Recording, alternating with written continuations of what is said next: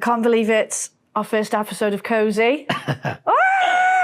We're on episode 1, so welcome to our new... Well, we're calling it a show now, aren't we? Not a podcast. Show, definitely a show. It is a show. So, yeah, welcome to KOSI. So we thought, we're not going to do this every episode or show, but we thought we'd start by little introductions and tell you about where KOSI came from, basically, because we haven't even explained that. No, we haven't. You go first. I'll go first. Right. So, I'm Si, twin dad, recruitment agency ops and QPR.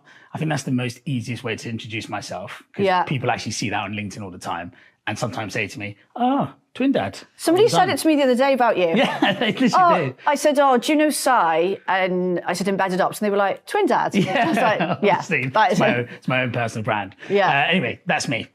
So I'll go, we should have just done our LinkedIn headlines. Yeah. I think mine is the recruitment world's NASA, High Rocks Wanker and BD Beast. So that's probably the best way. High Rocks Wankers. Yeah, High Rocks Wanker, I am. It's just, got to say it. And I did bring my NASA button. I don't know if, would this come up? I don't know, I'll put it by my mic. Oh, clients, no discounts, alright? That's such a good... That was a present from the boys at Gig. Yeah. So I had to bring it along. That is a voice note, the best voice note that I've ever received from Kate, who loves sending voice notes, by the way. But the best voice note I received when I was telling her that a client was asking for a discount, and then out of nowhere, she hit me with her best Nessa impression. So that button goes everywhere with us. And we might do a section about what do people say to us before they start negotiating. I mean, that'd be a good section to do at some point. We'll bring it in as a feature.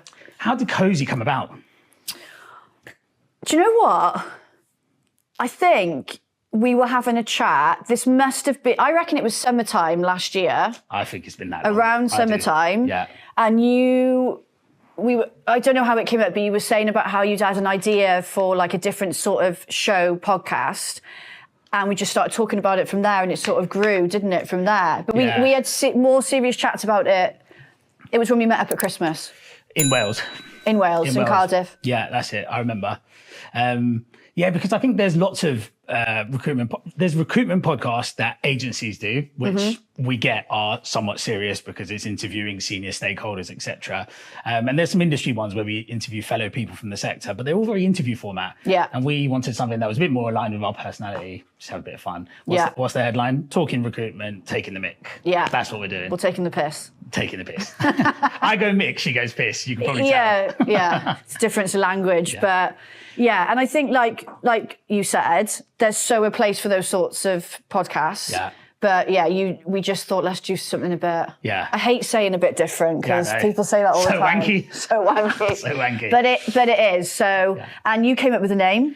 KOSI, yes, we were trying to work out what to come up with, and then Toenail. Yeah. Si, SI, KOSI, get KOSI. Hopefully that makes sense to everyone. Yeah, we did put how you actually pronounce it on the LinkedIn page, just in case people thought it was KOSI or something like that, or KOSI or something like that. And the first logo we did had a sofa on it, and it looked like a premium sofa brand. Well, Cheryl said it's like DFS vibes, wasn't it? Vibes. Yeah. So we changed it. Yeah, that's why we're here. But it's interactive. It's interactive in the sense that we want you folks out there listening, you folks in the industry to have a voice and to share your stories with us. Please share your stories with us. We want everything. We want the best rookie stories, the worst rookie stories, the funny stories, the manager stories. Just general, the funny shit that happens in the office. Because we've got stories to share today, but they happen all the time. When you meet up and you just talk about them and laugh, we want to hear about them. All of them. Yes. You can get to us on the message button on our LinkedIn page, and you'll probably be able to DM us on all the social channels. So get them in.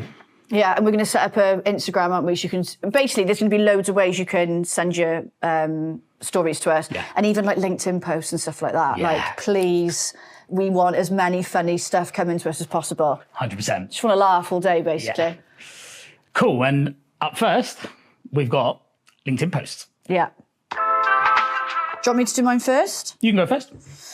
Right. Can't find them now. I've filed them away too well. Here they are. Okay. So we thought this would be really funny to do because we all scroll on LinkedIn all the time, don't we? And we talk to each other about did you see this post? Did you see that post? So we just thought we need to talk about the best ones, don't we? Yeah. Right. So, which I just find it so hard what one to do first. Right, I can relate to this one, right? It's an American one, so they've got resume, but I'm going to change it to CV because I just can't say that. Yeah. Resume. Right, CV tip, remove the address from your CV. So this person's put, sorry to scream, but this is left over from the 1980s and earlier, and it might still be on your CV template, but please adjust it. Why? If you put your real address, I will go on to Google Maps and view your house, your neighbourhood. And if I'm really industrious, I will go to Zillow. I don't know what Zillow is. Zoopla. It's Zoopla. Oh, is it Zoopla? Yeah. And see the Zestimate and the inside of your house. You might have just lost any bargaining power on salary. Why is it in my CV template? Before the internet, we actually mailed in applications and replies were mailed back. So I didn't think of it like that. That is why the CV is on, the address is on the CV. Yeah. But yeah, basically what they're saying is if you put it on there, but I would do that. I have 100% Googled. I've done it loads. I've done it for rookies. When we used to hire grads and they'd travel to London to do interviews and they'd still be living at their parents' houses. Yeah. So when they filled in the forms, they still use their parents' addresses. Yeah. I'd be like, right, I've heard all about the mum and dad. Let's go see what the gaff looks like. Yeah. And just straight in there. And always look at the last recently sold price. 100%. All my candidates in my old agency were grads, like trainees, right? So I used to be on the phone to them, like mid-chat. I'd be like on Google Maps, Street View. Yeah. I'd be walking around their street, going around like where they live. Like, I'm a nosy bitch. Yeah. I'm going to go and look. So I just thought that was brilliant because I thought, yeah, that is probably what we all do, isn't it? I'm pretty sure everyone does it. But yeah, everyone does it. There's no way you don't. Do candidates even think that we would do that? Probably not. Probably not. But is it going to sway your decision really on anything? It's not going to sway your decision. You just look at it and be like, oh, that's no, nice I just house. want to know where they live. Yeah. Also, you want to see if it adds up to what they say. Or if like I can find a recent ad of when the house has been up for sale, I want to see the rooms. Yeah. Are they clean? Are they tidy? What are they decorated like? Yeah. Love, live, laugh, whatever it is. Yeah. On the walls. Oh no. Yeah. No. So yeah, I thought that was good. Because I thought actually that is sharing to the world something that probably all recruiters do. 100%. I 100% did that recruiting. Also, I used to, well, we all look them up on LinkedIn, but I sometimes try and find like their Facebook profile as well. Yeah. Have a little gander. Obviously, that shows my age. I was just looking at Facebook. What's yours? Right. Mine. This is good. This is an interesting one because I think it's going to polarize people. Right. In 14 years of recruitment, I have never... Bear with me. I have never seen less desire to earn than I have these last few years. Miserable, poor, lazy people sitting there complaining that they don't have what someone else has, yet not willing to put in the effort to earn it. Kids asking for work from home to look after their pets. Rookies asking for huge basics to cover their cost of living. Complaints about long hours, complaints about commuting, moaning about working hard and putting the graft in. Let me teach you a little secret. He's so kind, isn't he? There's absolutely no such thing as work-life balance until you've actually made it. And even then, you have to work hard enough to maintain it and keep up with your competitors. You either work hard in your 20s and reap the rewards in your 30s, or you do nothing in your 20s and suffer in your 30s and 40s. Pick one. There's no shortcut to success. No amount of podcasts or social media influencers can save you. All that matters is graft and attitude. Thank me later. Now, there's a lot in there. There's a lot to unpack. There's a lot in there that I would actually, some of that resonates with me. I agree with some of it. Some of that I'm like, yeah. But do you know what it is? It's just I think it's how it's been packaged and how it's been wrapped up. I mean, it's been, we go on LinkedIn a lot, right? So things, and we probably do it ourselves, you package things sometimes to punch, right? Yeah. But some of that is true. Yeah, I think so. I think you do have to work, and you do have to work long hours sometimes if you want to get ahead. But the kids bit did me. Kids asking to work from home to look after their pets. That one. I've never heard of that before. I'll be honest, but I mean, I think people forget like recruitment's really hard. Yeah. And you see it all the time where you've got like your top billers. There's not loads of them in any agency.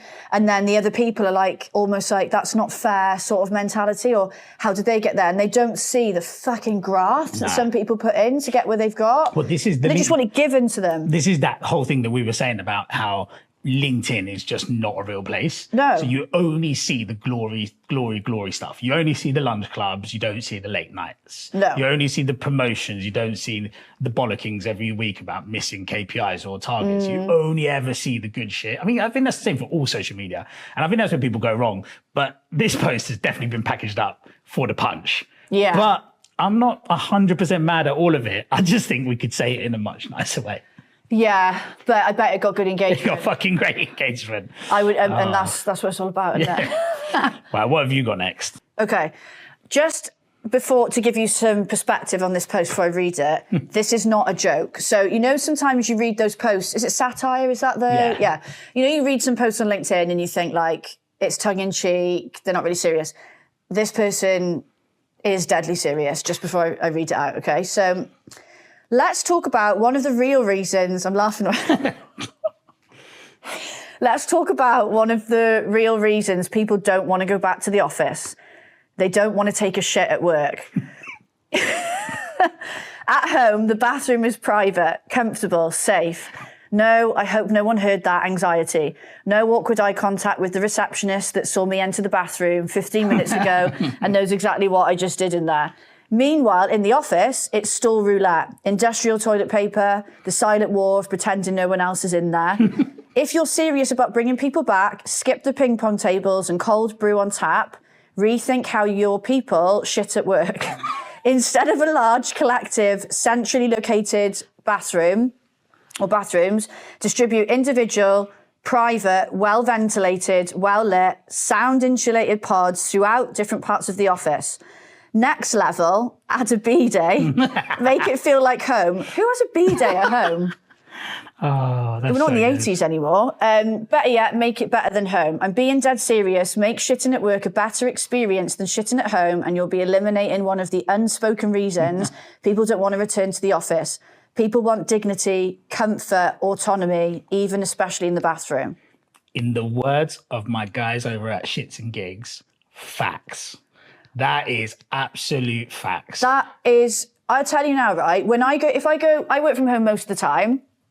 If I'm at a client's office for the day, for half a day, whatever, that is on my mind.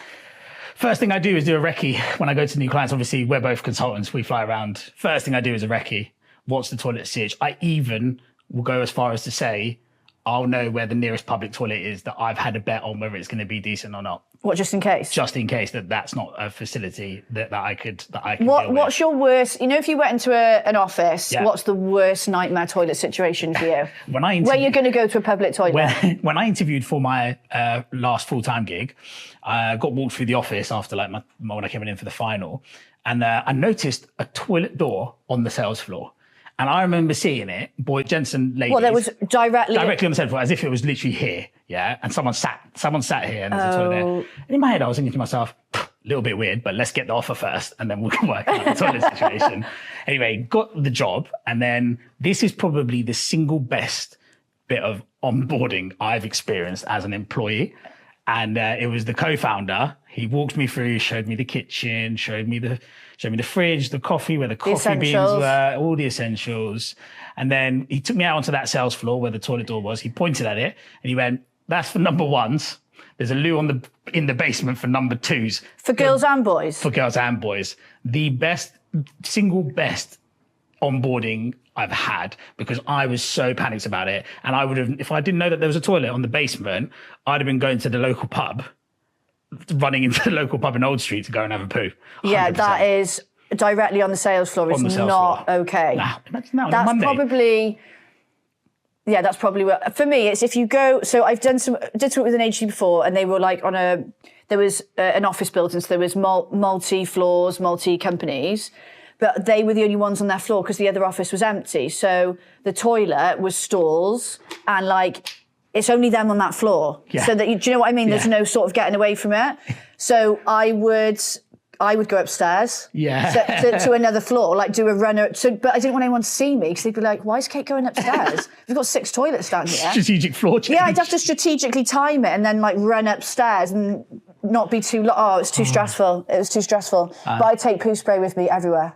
Yeah, I don't have that. Yeah, you need to get some. That is a good idea. Honestly. But it is I know that post.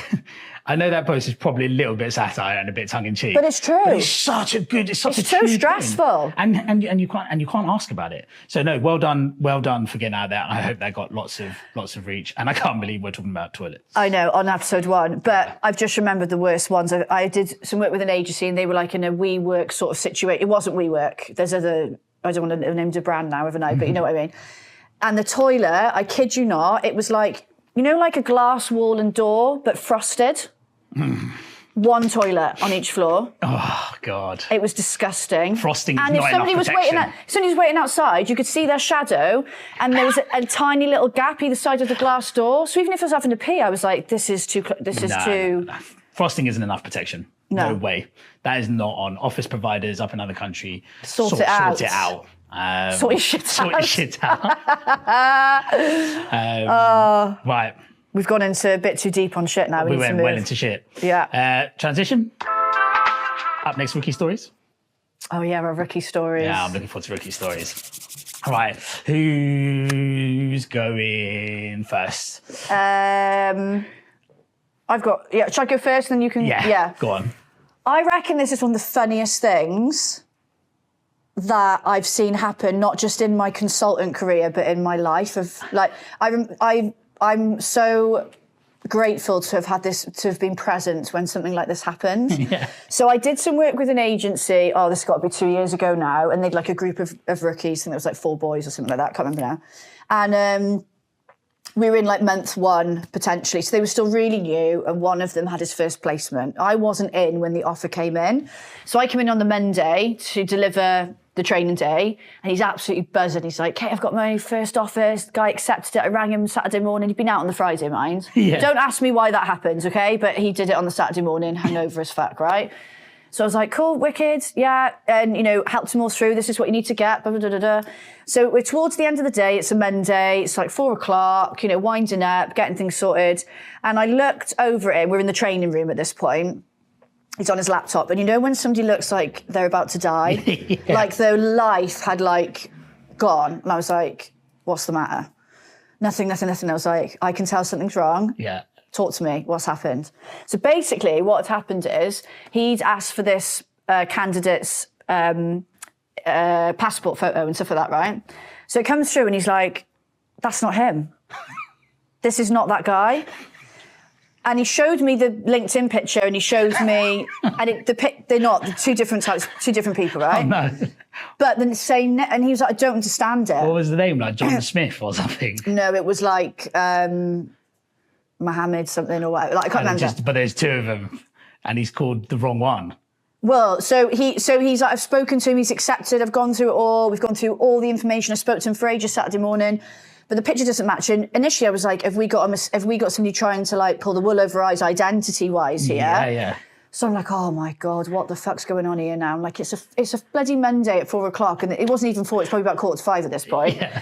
So I'm like, right, we need to work out what's going on here, okay? So what actually turns out happened is as he's leaving the office on Friday, has written down this person's number, in a rush. He's gone home, rang this person. He's rang the wrong person with the same name on the database. Oh. But the funny thing is he's rang that person, and that candidate who's never spoken to him before, has never heard of that job before. I don't even know if he even does that job. Was like, yeah, I'll take that job. Yeah, I'm happy with that salary. Yeah, great. Had a massive chat with him about it. It's the guy from the BBC. Do you remember the BBC when he comes? Yeah. The cleaner comes. He was buzzing over the moon. Yeah, I'll accept. When can I start? Sort of thing. Oh. And this is why we couldn't make sense of it, because it wasn't like the guy was like, I haven't got a Scooby-Doo. What are you on about, mate? He was loving life. He put the job Sent market. all the documents in.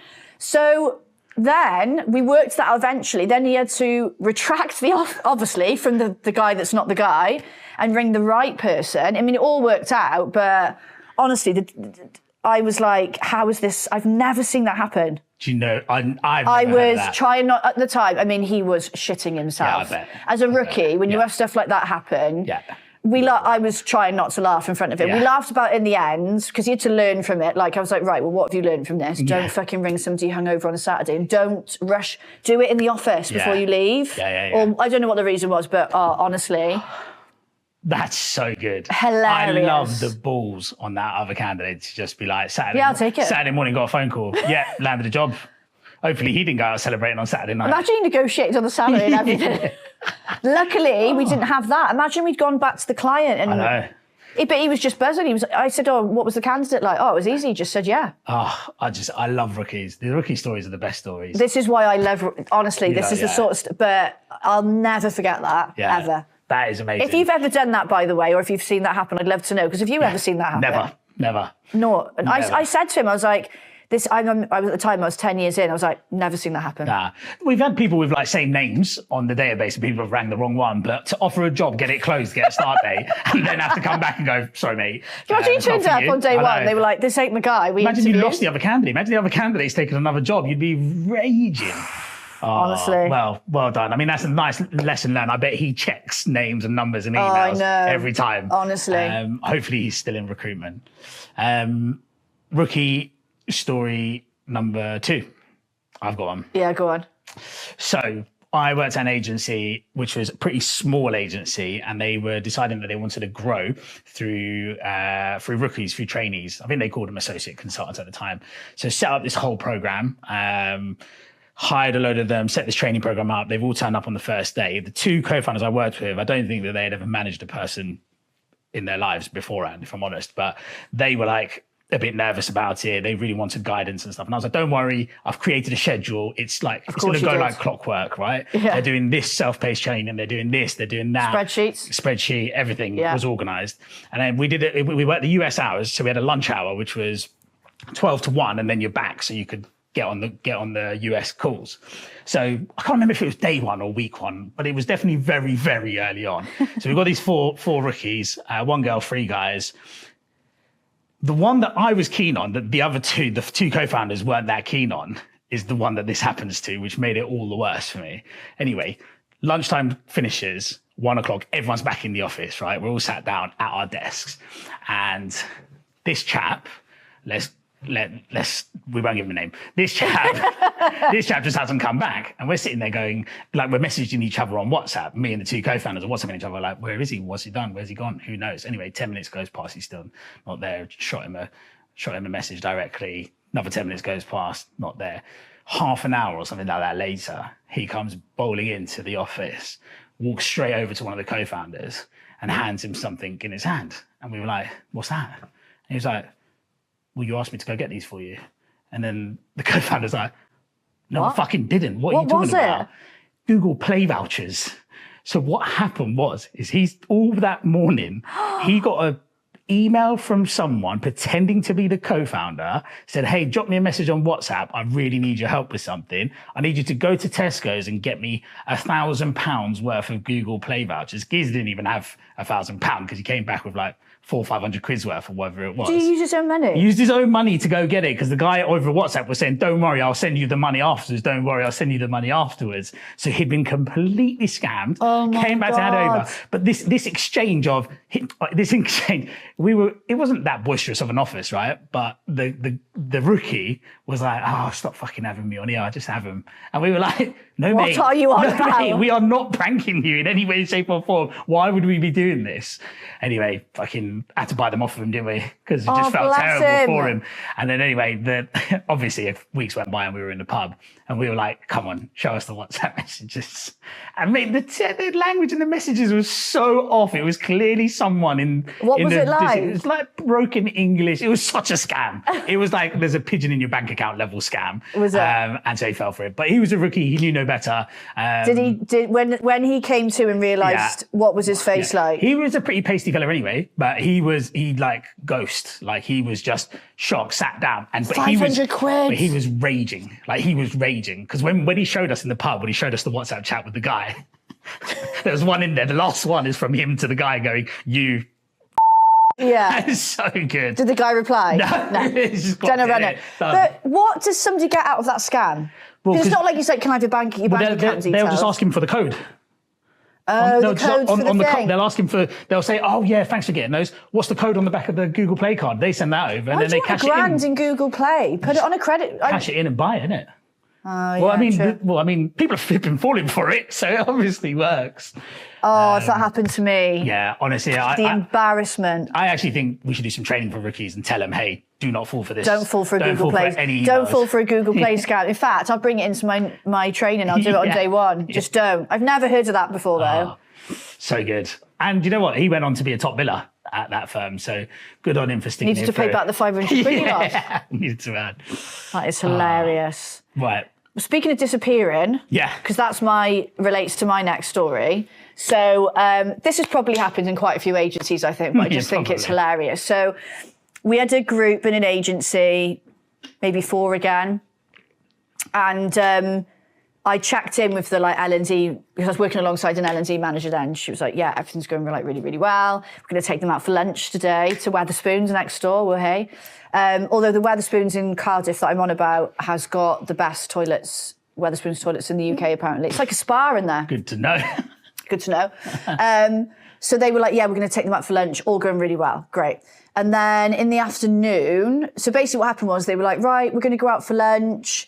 And one of the boys was like, wicked, I'm going to go and grab my wallet from the car or my phone or something from the car, right? So they're in Wetherspoons, they're waiting for him to come in because they need to order and stuff, and he just doesn't show up, and he just fucking did a runner. He's never come back. No one knows where he is. No one has ever heard from him again. And he had friends in the agency, and even they couldn't get hold of him. How? He's literally puffed into thin air. What? And nothing off-key happened? No. Nothing whatsoever. He just went, not for me. Nah, see ya. See you later. I'm not coming back. I fucking rate it a little bit, man. That's like thug life, mic drops. Yeah, see you later. Yeah, he just didn't, he didn't even send like an email or a text to be like... Here's my notice. No. Just didn't come back. Just didn't come back. I fucking kind of rate it, man. Do you? I do, yeah, I do. It's just like, these people aren't even worth an email. These aren't worth my time. Nah. There must be some disappearing stories out there because I'd love to hear about more disappearing stories. I was like, it was annoying at the time because we obviously had stuff planned out. But when I look back now, I think like, what a G. Yeah. Honestly, I do. I think he's so good. He's just like, not for me. Don't need to tell you where I'm going. Don't need to speak again. See you, mate. Wetherspoons ain't for me. Nessa vibes as well. That's good. Nessa vibes. That is Ness mode activated, actually. But I just thought that's a pretty funny rookie story. That is a funny rookie story. Yeah. My last rookie story, funnily enough, I had this all prepped as we were prepping for the show. I had it all prepped. I thought to myself, oh yeah, I remember when this happened. That's a good one. Wrote it down. And then I went and had lunch with some of the boys from the agency last week, and they reminded me that it wasn't even a rookie. This was done by someone with 2-3 years experience. That was a delivery team lead. What happened is that we were a multi-brand recruitment agency, and I'm talking probably at the time 30 consultants, probably different desks, different types of recruitment. This chap was a delivery manager, delivery lead for a tech desk, who was being told to do some BD, or himself had decided I want to do some BD. Okay. So anyone who's worked in recruitment knows LinkedIn recruiter licenses on a contract, your in-mails are pulled together. We had 30 odd licenses, so we had thousands of in-mails per month. At least we thought we did. Because this chap decided to go do some BD. And to do BD, he decided to use 4,000 in-mails in a day. What the hell? Like literally just spunked a lot. Did he do like blanket messages, or was this individual one at a time? I think he did, because you could do like 25 at a time or whatever. So I think he's just gone 25 at a time. Still 4,000's an effort, by the way. 25 at a time, 4,000's a bloody effort. It's been busy. BD'd out. And we had one of the divisional managers at the time, pretty serious bloke. And he's just stood up and gone, where are all the fucking in-mails across the floor? So that's for the month, that quota, yeah? Yeah, and I think they'd just renewed. He just renewed and he just used them all. And so obviously, like, some of us the managers, most of us managers are a little bit annoyed, but we're laughing about it, really. Yeah. We find it quite funny. And also it's a perfect excuse to say, Get on the phone. Get on the phone and call some people off the database. But honestly, 4,000 emails in one day, 25 at a time. I'm quite impressed. Again, I think we're being more impressed by these stories than we've been I know, laughing at I'm them, like, actually. Kind of rate the hustle. But Did he get any response? Did he get anything from it? That's even worse. If you picked something up from it, like some meetings, I don't know, like phone calls, whatever. Yeah, but who does BD over emails? Like, really? More than you think. Really? Wow. Anyone avoiding the phone will do anything they can. 4,000. Believe me, to use that phone. They'll send a fucking letter before they have to pick that phone up, which isn't a bad idea sometimes, but... Not a differentiator. A differentiator, yeah. So 4,000 emails in a day. Not a rookie story, but rookie to BD is what we'd say. Definitely a rookie error. Yeah. Oh, I would die if I did that. Yeah. I just think this guy just didn't even care either. Did he not care? Because I would be beside myself. Nah, I don't think so. I think he was used to having the mick taken out of him, so he just was like, it's just another thing. Deal with it. Yeah. Kind of rate it. Sponsorship. Yeah, right. We need to big him up. We need to. Yeah. From our hearts, not from a script. Yeah. So I think that's really important for us to highlight is we are incredibly lucky to already have a sponsor for our podcast show. Yeah. Which usually, you need a bit of traction to do it. We'd be lucky to get it straight away. But it was important for us not to just have a sponsorship from anybody, to partner with a brand that we believed in, we know is good. We've either had experience of it through clients or used it, and that we gel with the people. That was really important to us. The people piece was the most important piece, I'd say, yeah. Huge. Like, really wanted someone that got us and wanted to be a part of this, because this isn't for everyone. Yeah, so we've been really, really lucky, hugely lucky to have Hinterview sponsor us. So what we're about to say about them, we don't want you thinking, oh, right, okay, yeah, you've just been sponsored and you're saying they're great. They are great. And, well, I've seen them in agency, you've used it yourself. Yeah, exactly. I mean, I think one of the things worth noting is that Hinterview has gone on a journey themselves. Mm-hmm. So they've released a new AI note taker as part of their offering, which is called Hintel. But Hinterview, if you've used Hinterview in the past and you had issues around video adoption, you might have used other video products in the past and had video and user adoption issues. What I'd say is that Hintel now automates the adoption piece behind it. It's really solving that problem for them. Mm-hmm. I actually spoke to Rich earlier on today, and he was telling me 3 of the new logos that they've signed, 3 of the 5 new logos that they've just signed are historic customers that are now coming back because the AI note taker solves their adoption issues. But essentially, they have 3 parts of the product. Now, so I don't absolutely butcher it, I'm going to refer to my notes. Hintel is the AI note taking product. Hinterview is the candidate and job presentation piece, and Hintro is the video messaging that you can do. I would say one thing is that Rich and Andy Simpson come from recruitment backgrounds, from brands like Hayes, from brands like S3. This is the only note taker made specifically for recruiters within an agency setting. They've done it, they do it, they get it. So that's really important, I think. And I've been in agencies that have used it for BD purposes. Yeah. So they've sort of recorded like sort of intro or just conversation starter videos that they can directly send.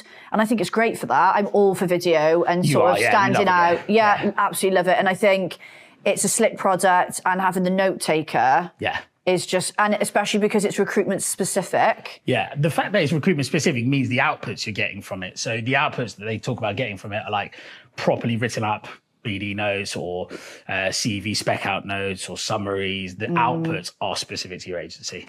Yeah. But that's Hinterview. Thank you guys very much for supporting us. They're going to be with us for 6 episodes. We will probably bring them on as a guest host at some point, I reckon. Yeah. We should definitely try and get them on to come and host with us. Yeah, definitely. And if you want to, I think with these things, it's always, you can listen to us say it's good, but go and look into it. We'll put a link underneath the show. Yeah. There are no affiliate kickback link things. We don't do that. No. It is just for you to go and look into it and find out about it. But 100%. Yeah, it's brilliant. Stories from our week. Kate's one is an absolute fucking belter. I'm going to let you take over. Yeah, I'm going to let you take over. Okay. So, when was it now? Was it 2 or 3 weeks ago? Yeah. So I think it's probably about 3 weeks ago, right? So I have this on-off love-hate relationship with dating apps. I'm still single. I fucking hate dating and I hate the apps, right? But I'll go through a phase where I'm like, go on, make a bit of an effort, go back on them. So about 3 weeks ago, I decided to go back on Tinder. I haven't been on Tinder for years, years and years and years. So I set my profile up. And I got like a little weird error message about like my account had been temporarily postponed or something because my picture wasn't verified, but then it was verified. And anyway, set it up. So I'm swiping through, I start liking people and I'm not getting any matches. So I was like, something fishy's going on here. This isn't right. I should be getting matches. Like, what's going on?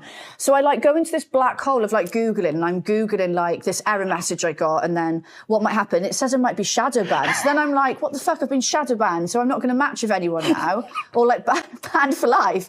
So I like I contacted customer services. I'm on live. It's a fucking Saturday afternoon, right? I could be doing way better things with my time. I'm on live chat to somebody like talking about like if I'm shadow banned and how I get out of it. I had to like fill in a contact form and everything. So I'm like waiting for this response, and then eventually I get this response. I'm like 3 hours in at this point, right? And the woman's like, well, I think it was a woman anyway. She was like, no, there's nothing wrong with your account. So basically there was nothing wrong with my account. No one was matching. No one was matching with me. I was convinced. I was Googling, like, how do I unshadow ban? How has it happened? I was like, this is a travesty. Like, it's hard enough meeting somebody, but I wasn't shadow banned. It's just no one that liked me, basically.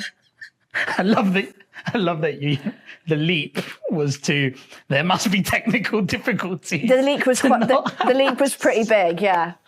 It consumed me. I like hyperfixated on solving this problem for hours on a Saturday afternoon. You know when like 1 minute it's 3 o'clock, the next minute it's 6? Yeah. It was like that. I got sucked into getting this problem fixed. And then, yeah, she just sent me this brutal email that was like, there ain't nothing wrong with your Tinder. Everything's working. Everything is hunky-dory. And yeah, just wasn't getting any matches. Are you still on it? I'm coming off it. Yeah. I hate it. Got some matches? I have had some matches, yeah, but I fucking hate dating. I hate it. I hate dating.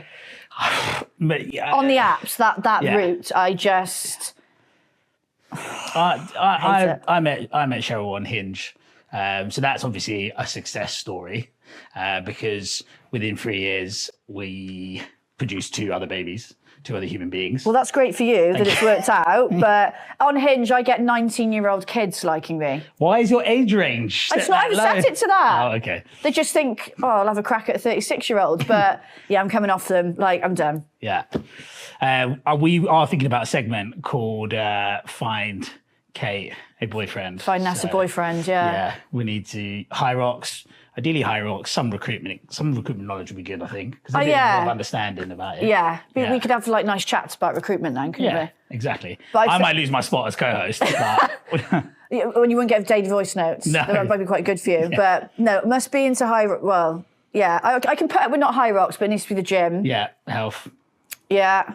Maybe likes a rave. That'd be quite good. Yeah, you like a rave. Yeah, but yeah, just somebody that's got communication skills would be quite nice. It's always handy when they can talk and communicate. Yeah. But yeah, that'll be a segment to come. Yeah, I'm looking forward to that one. Yeah. Story from my life at the moment is in stark contrast to dating apps. I have toddler twins, twin dad, Si, as you know. They are 3.5 and they are potty trained, basically. But Miles, my son, who is super independent and like just wants to do his own thing all the time, sometimes just disappears. And so quite often you'll hear me shouting in my house, is it a wee or is it a poo, basically? Because their little arms can't quite wipe their bums, right? Do they shout you to help? Yeah. Dad? But he stopped shouting for help because he just wants to do it himself. So the downstairs loo is constantly open. And anyway, he disappeared for a bit and I said to him, is it a wee or a poo? And he went, it was a wee, Dad. I was like, all right, mate, no need to be so aggressive. But yeah, all right, it was a wee. Anyway, next thing. Imagine said he was asking you what you were doing at the time. I'm in the office working and I come out of the office to go into the downstairs loo. Finished up, gone to use the tap.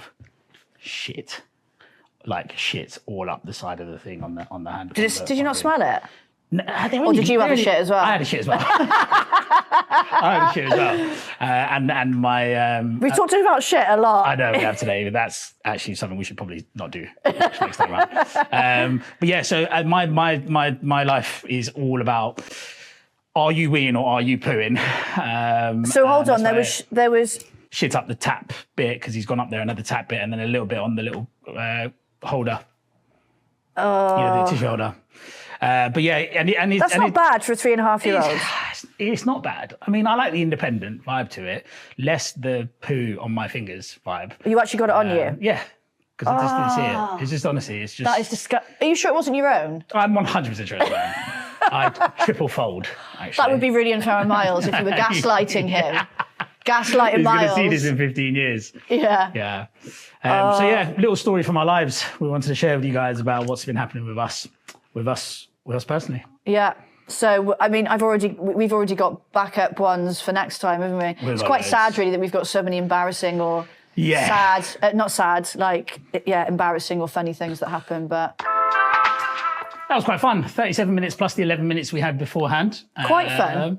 That was quite fun, yeah. I'm hot though. I'm definitely gonna wear a thinner t-shirt next time. Or turn the fan on. I'm a bit sweaty, but I think that's just because I get sweaty when I'm excited. So yeah. Well, maybe dry. What's breathable clothes for next time? Yeah. Dry fits. That's what I was thinking of. Right. Okay. So she's been Toenail. He's been average at best and sweaty. He's been sweaty. Yeah. We wanted to make sure we leave you guys with the same thing every single week. Yeah. Something that's big to us all, big part of our day-to-day, and that's LinkedIn. So remember, folks, LinkedIn is not real life. Let's try that again. Should we do that again? Let's do it again. Well, remember? Should we do one word each? Yeah. Okay. No, just you say remember, folks. Remember, folks. LinkedIn. No. All right, you just say remember, folks, and we'll do LinkedIn is not real life together. Got ya. Cool. Right, we did actually, that was the plan. Yeah. Now remember, folks, LinkedIn is not real life.